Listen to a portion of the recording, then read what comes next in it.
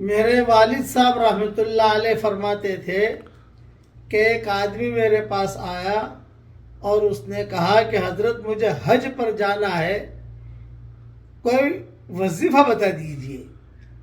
تو والد صاحب نے اس سے کہا تو لوگوں کو حج کی دعوت دینا شروع کر دے، اور یوں فرمایا جس عمل میں کوتاہی ہو اس کی دعوت دو۔ نماز پڑھنے کی توفیق نہیں مل رہی تو چلو کوشش کرو پڑھنے کی، لیکن دوسروں کو دعوت بھی دو۔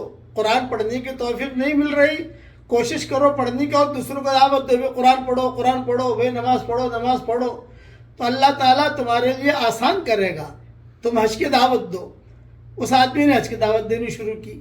والد صاحب رحمۃ اللہ علیہ فرماتے تھے کہ مولانا یوسف صاحب رحمۃ اللہ علیہ کے ساتھ اسی سال میں حج پر گیا۔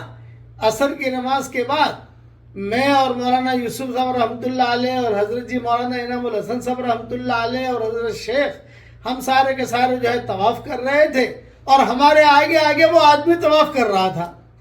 میں نے طواف کے بعد اس سے پوچھا بھی کیا ہوا؟ یہ کہا میں نے لوگوں کو دعوت دینی شروع کی، اللہ تعالیٰ نے آپ لوگوں سے پہلے مجھے پہنچا دیا، یہاں 10 دن پہلے پہنچا ہوں یہاں۔